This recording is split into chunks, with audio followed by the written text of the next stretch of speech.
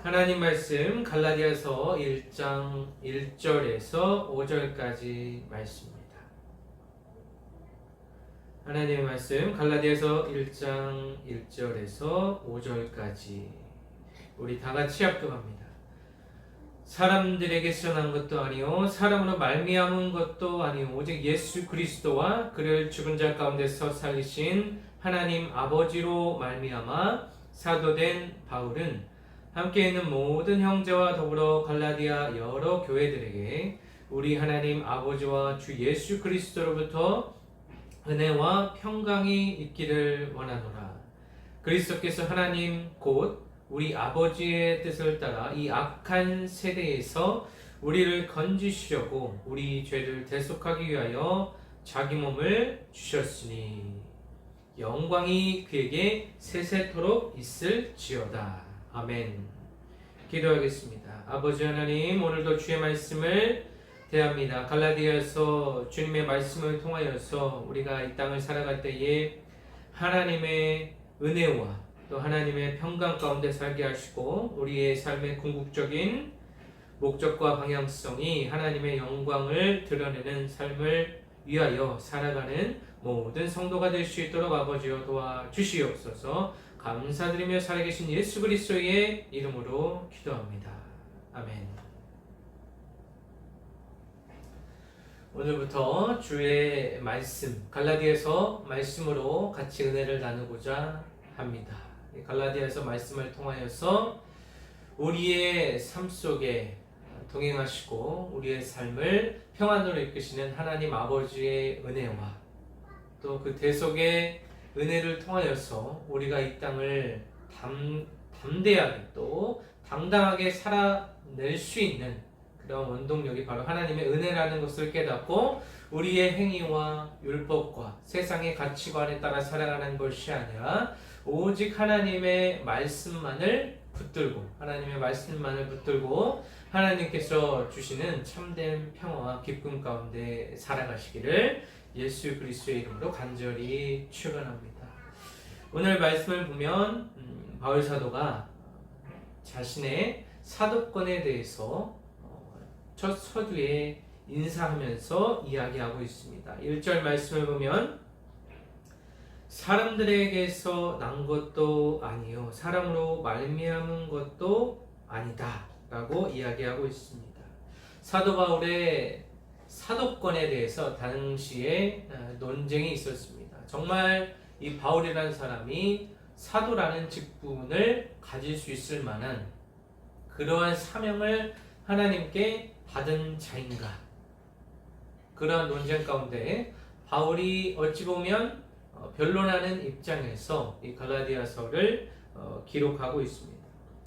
당시 바울이 예수님의 12 제자들 중에 하나가 아니었다는 이유를 들어서 바울 사도의 사도성을 부인하는 자들이 있었습니다. 그러한 자들을 향해서 바울이 지금 말씀하고 있는 것입니다.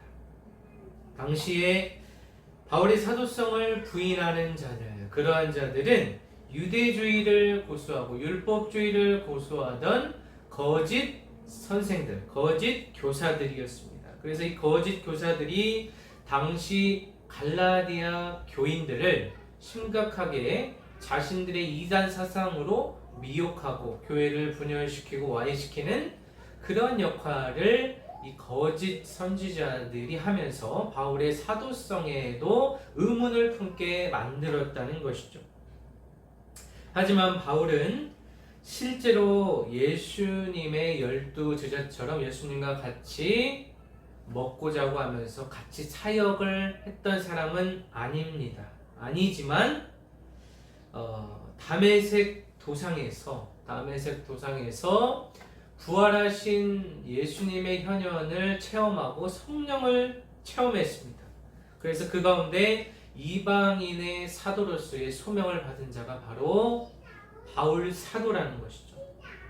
그래서 이러한 것은 조금도 바울이 이 사도 직분에 있어서 부족하지 않다는 증거, 또 부족하지 않다는 그러한 내용을 강력하게 주장할 수 있다라는 것입니다. 오히려 사도의 직분을 수행함에 있어서 충분하다는 것이죠.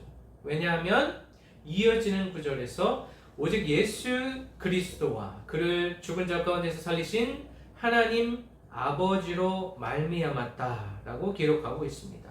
바울의 사도권이 바로 하나님 아버지와 부활하신 예수 그리스도로 말미암아서 인하여서 바울이 사도로 부르심을 받았다라는 것입니다. 이것보다 더 큰 증거, 이것보다 더 큰 확신은 없을 것입니다. 바울이 사도가 될 수 있었던 이유는 바로 하나님의 전적인 은혜로 인하여서 또 예수 그리스도의 부활하신 예수 그리스도의 은혜로 인하여서 바울이 이방인의 사도로 부르심을 받았다라는 것입니다. 바울이 예수 그리스도와 또 하나님을 동등한 위치에 기록한 것은 예수 그리스도가 하나님과 동일한 권위를 가지신 분임을 전제하는 표현으로 이렇게 기록했다고 또 볼 수가 있습니다. 죽은 자 가운데서 그리스도를 살리신이라고 기록하고 있는데 바울은 자신의 사도직의 기원을 이렇게 밝히고 있죠. 부활하신 주님, 그 부활하신 주님께 자신의 사도권이 있음을 밝히고 있습니다. 자신의 논지를 분명히 하고 있다는 것입니다. 부활 사상, 이 부활 신앙이라는 것은 당시 초대교인들에 있어서의 그 신앙의 근거와 기반이 되었던 것입니다. 그래서 다메섹의 경험을 통해서 회심한 바울 자신의 이 신앙의 근거가 이 구절에서 드러나고 있다라는 것입니다. 그 안에서 그리스도 안에서 또 그리스도를 살리신 하나님 안에서 자신이 사도가 되었고 이 사도된 바울이라고 1절 후미에 지금 말씀하고 있다라는 것입니다. 사도라는 이 표현은 오늘 본문에서는 헬라어로 말씀드리자면 아포스톨로스라는 의미를 가지고 있습니다. 이 아포스톨로스라는 것은 원래 유대인들에게 있어서 개인이나 단체의 이익을 옹호하는 대표자의 의미로 쓰였습니다. 헬라어에서는. 하지만 예수님이 오신 이후에는 예수의 복음을 전하는 자, 보냄을 받은 자, 예수 그리스도의 복음의 사명을 감당하기 위해 하나님께서 보낸 자들을 이 사도라고 표현하고 있습니다. 초대교회에서는 사도가 되기 위한 조건으로 두 가지를 제시하고 있습니다. 첫 번째는 그리스도의 공생의 사역과 부활 그 자체를 목격한 사람, 그리스도와 같이 사역하고 그리스도의 부활을 목격한 그리스도의 공생의 사역과 그리스도의 부활을 목격한 자들, 이 첫 번째 조건이고, 두 번째 조건으로는 그리스도에 의하여서 복음 사역자로, 바울과 같이 그리스도에 의하여서 복음 사역자로 택함을 받은 자, 이 둘 중에 한 가지라도 해당이 된다면, 이 조건에 해당이 된다면 그를 바로 사도라는 칭호를 그 칭호를 쓸 수 있게 되고, 또 하나님께서 그 칭호를 내려주신다는 말씀이죠. 그래서 1절 말씀을 통하여서 바울은 당시에 일어났던 바울 자신에 대한 사도성 논란에 대해서 아주 분명하게 자신의 논지를 밝히고, 자신의 신앙의 근거, 또 자신의 사도성, 이 사도의 근거라는 것이 바로 예수 그리스도와 그 예수 그리스도를 죽음에서 부활시키신 하나님 아버지께 있다라고 말씀하고 있다라는 것입니다. 그래서 바울은 그 어떤 사도보다도 하나님을 깊숙이, 또 다메섹 도상에서 부활하신 예수 그리스도를 만남으로써 또 그로 인하여서 자신이 사도가 되고 이방인의 사도로 주의 사명을 감당할 수 있는 선택받은 자로 하나님께 쓰임받다가 그의 전 인생을 하나님께 헌신하여서 결국에는 순교에 이르는 그 자리까지 나아갔던 것이 바울의 일생이라고도 볼 수가 있다라는 것입니다. 오늘날의 사도는 없지만 우리 모두가 하나님 앞에서 또 하나님께 사명을 받은 자, 하나님께 부르심을 받고 하나님께 택하심을 받고 하나님께서 우리에게 행하실 일들이 우리 모든 성도에게 있다라는 말씀입니다. 바울은 이방인의 사도로 부르심을 받았고 우리 모두 각자 한 사람 한 사람이 예수님 안에서 소명을 받고 사명을 받는다는 것이죠. 소명이라는 것은 부르심이고 사명은 일하게 하심, 하나님께서 어떠한 미션을 우리에게 주었는지 이것에 대해서 생각해보고 이런 방향으로 나아가는 것이 사명자의 역할이라고 볼 수가 있겠습니다. 그래서 하나님께서 어떠한 미션을 우리에게 맡기셨는지, 하나님께서 우리를 부르시고 우리에게 어떠한 미션을 맡기셨는지 이것이 중요하다고 볼 수가 있겠습니다. 2절 말씀 계속해서 같이 봅니다. 함께 있는 모든 형제와 더불어 갈라디아 여러 교회들에게 라고 말씀하고 있습니다. 그래서 자신과 함께 했던 이 형제들 그리고 갈라디아 그 지역에 있는 한 교회가 아니라 이 서신은 회람 서신으로 두루두루 주변에 많은 교회와 성도들이 이 서신을 읽었기 때문에 그 수신자들에 대해서 지금 말하고 있다는 것입니다. 그래서 그 주변에 있던 안디옥 교회 지도자들 또 고린도의 선교가 시작된 지 얼마 되지 않아 믿기 시작한 그 수많은 사람들을 통틀어서 지금 형제들이라고 말씀하고 있다라는 것입니다.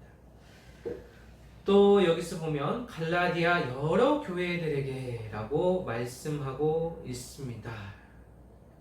다른 바울의 서신들을 보면 그 수신자들에 대해서 여러 가지 칭찬과 존경에 대한 언급을 하고 있습니다. 하지만 갈라디아 교회에 보낸 이 갈라디아서는 그러한 칭찬과 존경의 의미가 나타나 있지 않습니다. 이것은 바울이 그 교회에 대해서 그 교회에 어떤 문제가 있기 때문에 바울 자신이 불편한 심기를 드러냈다고도 우리가 해석할 수가 있다는 것이죠.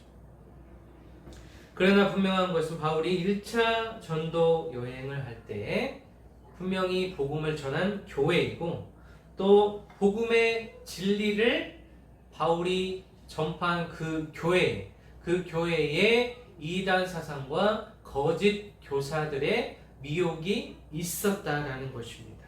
그리고 혹자는 이 거짓 교사들의 이 미혹된 이 이단 사상으로 인하여서 예수님을 떠난 자들도 있었기 때문에 그러한 사실을 염두에 두고 바울이 지금 이 서신을 기록했다라는 배경을 우리가 알고 있어야 됩니다. 그래서 바울은 복음의 진리를 받았음에도 불구하고 곁길로 다른 길로 가고 있는 자들을 향한 비판이 이 구절에 숨겨져 있다라는 것입니다. 그래서 우리도 이 말씀에 예외가 되지 않습니다. 하나님께서 사도를 통하여서 이 성경 말씀을 통하여서 우리에게 말씀을 주시지만 그 말씀을 제대로 깨닫지 못하고 설령 그 말씀을 깨달았다 할지라도 우리가 배교의 길로 죄악의 길로 갈 수 있다는 인간의 연약함과 나약함에 대해서 생각해 볼 수 있다는 것이죠.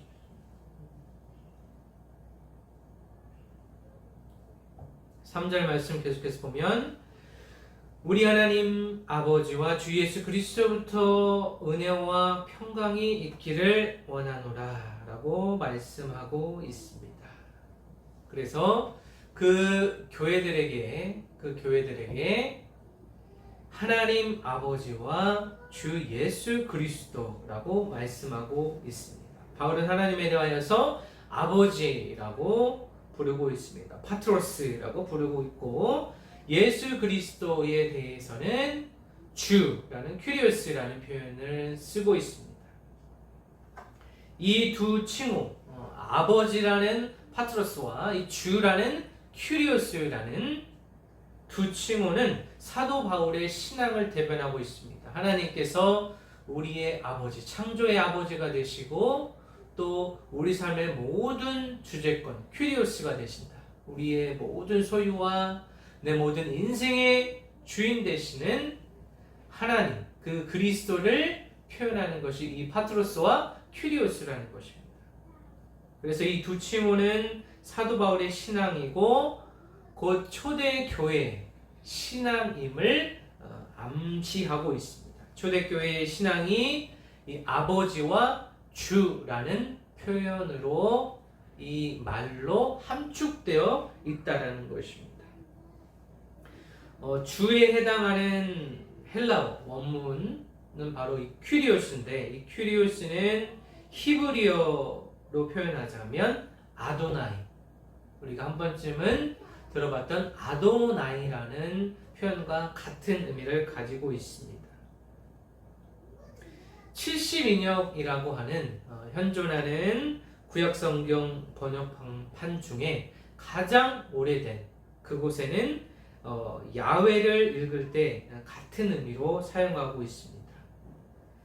따라서 이 신약에서 예수님을 가리키는 표현인 이 주, 큐리오스와 구약의 야훼 신앙이라고 하죠.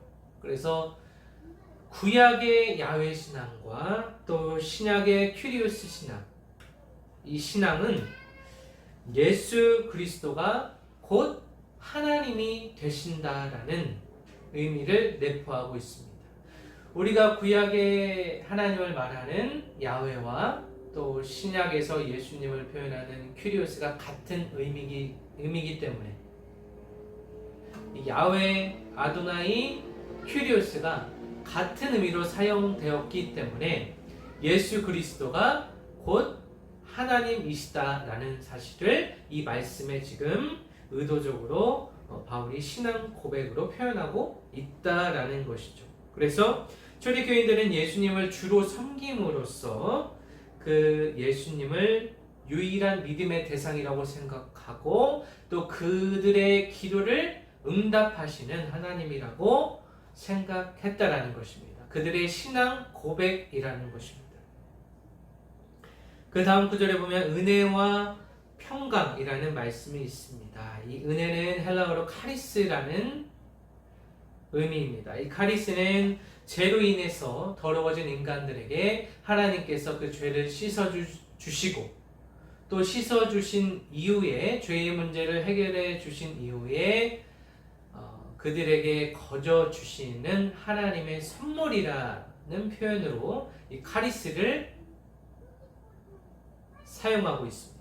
그래서 하나님께서 단 한 번 주시는 게 아니라 이 은혜라는 표현 안에는 지속성이 포함되어 있다는 것입니다. 은혜가 일회성, 단회성이 지나지 않고 계속해서 우리들의 삶 속에 하나님이 매일매일 이 은혜를 부어주신다는 것입니다. 이것이 바로 카리스라는 것입니다.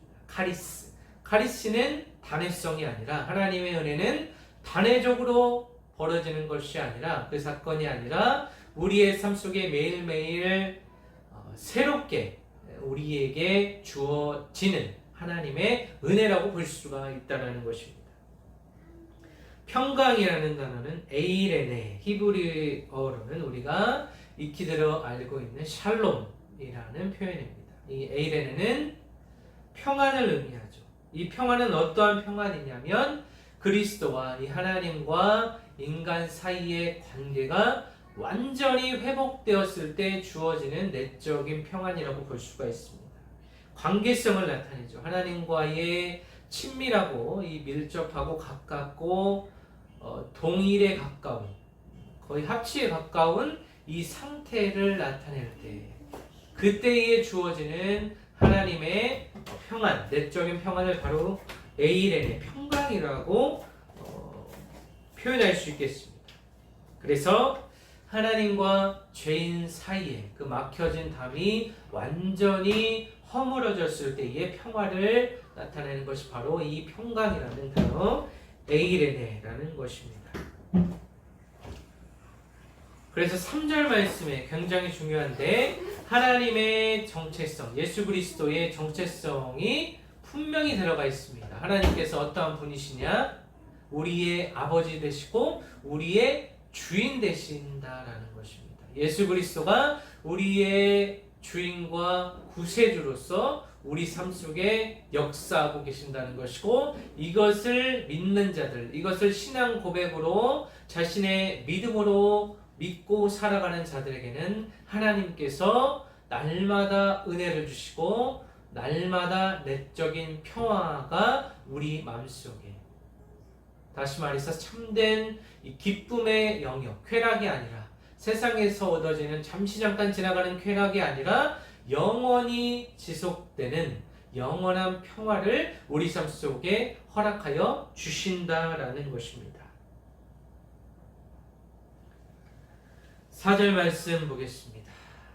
그리스도께서 하나님 곧 우리 아버지의 뜻을 따라 이 악한 세대에서 우리를 건지시려고 우리 죄를 대속하기 위하여 자기 몸을 주셨으니 라고 기록하고 있습니다. 그리스도께서 하나님의 뜻을 따라서 우리에게 오셨다는 것이죠.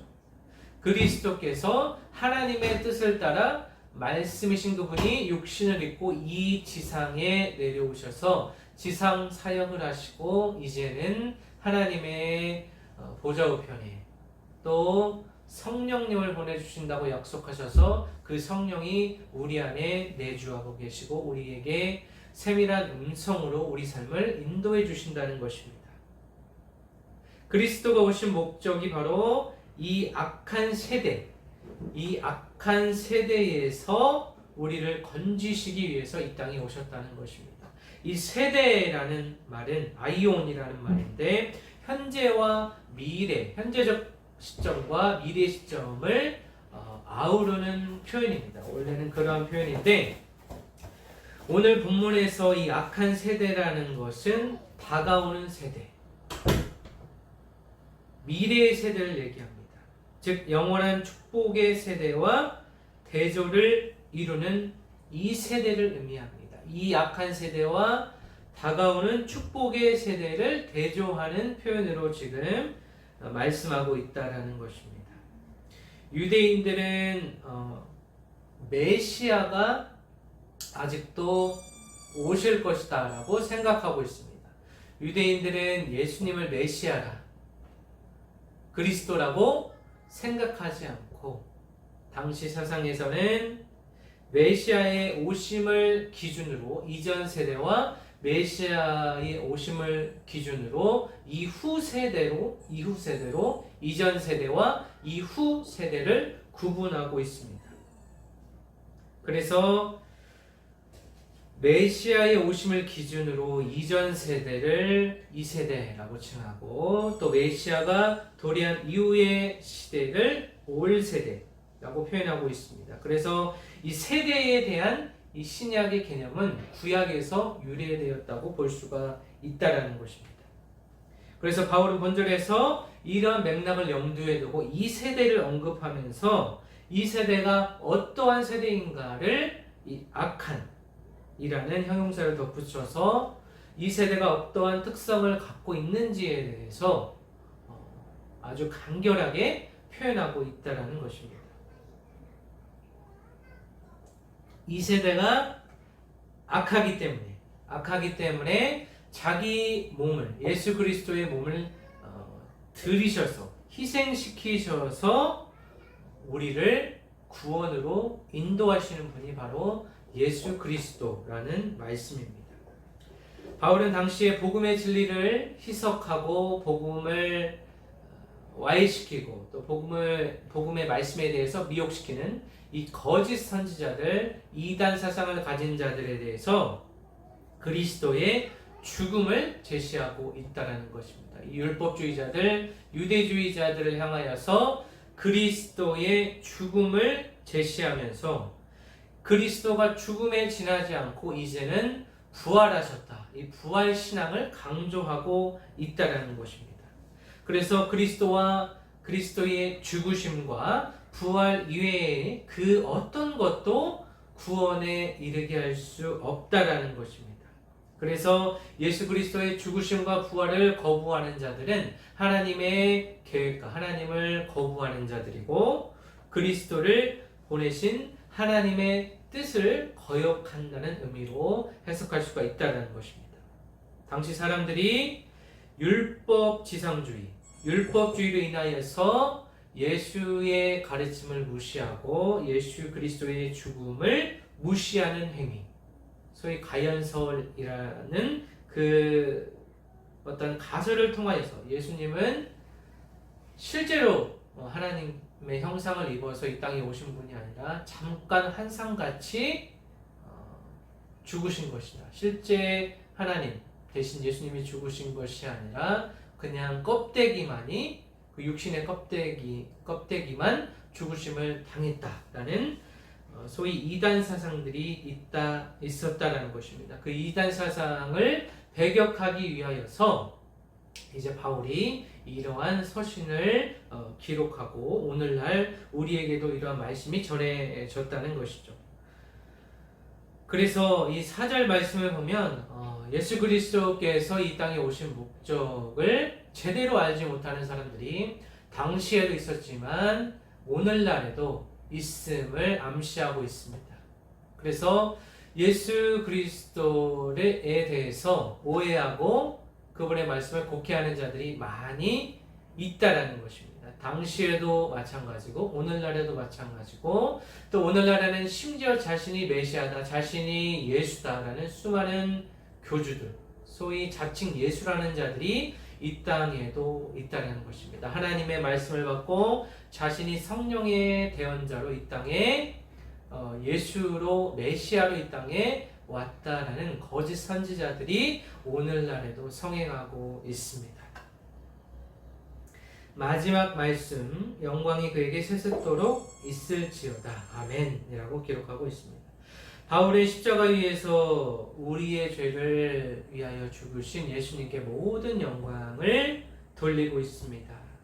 이 모든 영광을 주님께 돌리는 이러한 태도는 자신의 모든 삶을 주님께 헌신하고 또 자신의 삶의 기원이 예수 그리스도께 있고 자신이 받은 이 사명에 관하여서 모든 권한을 이 예수 그리스도가 가지고 있다는 것입니다. 그러면서 아멘, 헬라어 아멘, 히브리어 아멘에서 유래했죠. 바울에게 있어서 아멘은 하나님께 대한 찬양이나 서신을 마무리 지을 때 쓰는 표현으로 아멘을 붙이고 있습니다. 이 아멘이라는 것은 진실로 그 모든 하나님의 뜻과 하나님의 계획이 성취될 것이라는 믿음의 표현이죠. 또 실제로 이 아멘이라는 말을 통하여서 하나님께서 그분의 뜻을 지금 이 시대에도 이루고 계신다라는 것입니다. 그래서 이 악한 세대, 4절의 이 악한 세대와 대조적으로 하나님의 영광은 세세토록 변하지 않고 영원성을 가지며 잠시 잠깐 지나가는 이 세대와 대조를 이루면서 하나님의 나라가 무궁하며 끝이 없고 영생의 그 은혜를 우리에게 허락하여 주신다라는 것입니다. 말씀을 맺겠습니다. 오늘 바울은 사도로서 부르심을 받고 그 부르심의 사명을 향하여 계속해서 달려나가고 있습니다. 그의 일생을 헌신하였고 그 사명의 기원이 하나님 그리고 예수 그리스도라는 것을 밝히고 있습니다. 하나님의 선택에 있어서 하나님의 선택은 후회가 없고 변함이 없고 하나님의 선택은 곧 우리의 삶 속에 실제적으로 이루어진다라는 말씀입니다. 성취하시는 하나님의 모습을 우리가 볼 수 있었습니다. 하지만 인간은 자유의지로 인하여서 곁길로 나아가고 그들의 그릇된 선택으로 인하여서 자신들의 삶의 고난과 시험이 찾아오는 경우가 있습니다. 그래서 그러한 유혹 가운데 우리는 그러한 유혹이 위험이 될 수도 있지만 또 예수님의 뜻을 발견할 수 있는 기회가 될 수 있다라는 사실, 우리의 믿음의 성장, 우리의 믿음이 그리스도의 장성한 분량에 이르기까지 성장할 수 있는 어떤 타이밍, 모멘텀이 될 수 있다라는 것입니다. 우리 삶에 닥쳐오는 거친 파도 앞에서 잠잠할 수 있는 이유는 우리의 삶은 주님의 사명이 다하기 전까지 우리의 삶은 유지될 것입니다. 우리의 인생이, 우리의 삶이 유지되는 이유는 하나님께서 나에게 주신 사명이 아직 끝나지 않았기 때문이다. 이렇게 해석할 수도 있을 것입니다. 주님께서 주신 사명과 소명에 대해서 생각하시기를 바랍니다. 우리가 어떻게 생각하든지 하나님께서 처음 우리에게 주신 소명과 사명은 변하지 않는다는 것입니다. 다만 우리가 그것에 순종하느냐 불순종하느냐에 따라서 순종의 열매를 먹을 것인가 불순종의 열매를 먹을 것인가 이렇게 결정되는 것입니다. 그리스도인의 기본적인 사명은 복음을 전파하여서 예수로 살고 예수로 살게 만드는 일입니다. 내가 먼저 살고 다른 사람을 예수님같이 살게 만드는 것이 바로 그리스도인의 사명이라는 것이죠. 이를 따라 살아가는 자들에게는 주의 은혜와 평강이 그의 삶에 깃들게 될 것입니다.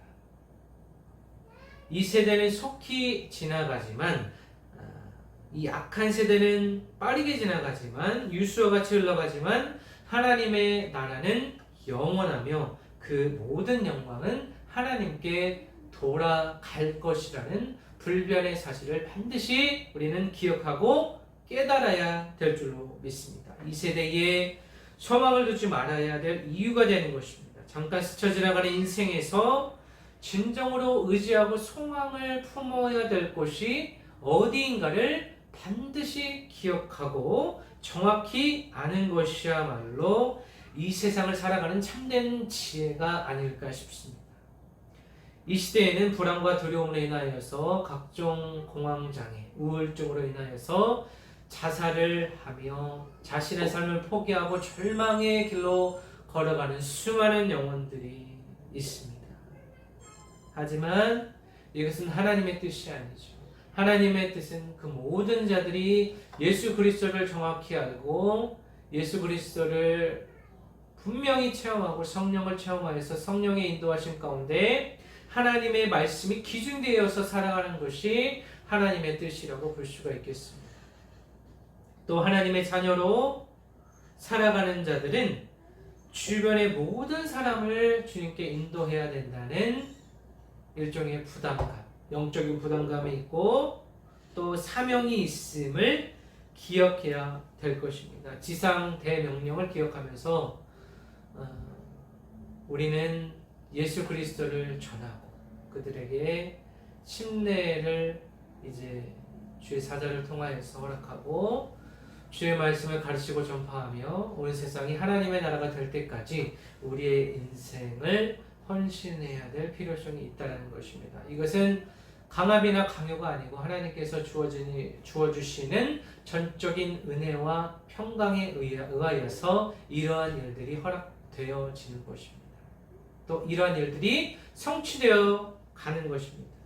하나님의 은혜를 입은 자만이 이러한 사명을 알게 될 것이고 이러한 사명자, 사명의 길을 걸어가는 모든 자들, 모든 성도에게는 각자의 사명이 있다는 것입니다. 그 사명을 주신 분도 하나님이시고 성취하실 분도 하나님이시기 때문에 우리는 그 하나님께 온전한 순종으로 나아가야 될 것입니다. 온전한 순종 이후에는 하나님께서 날마다 주어주시는 은혜와 평강이 있다는 사실입니다.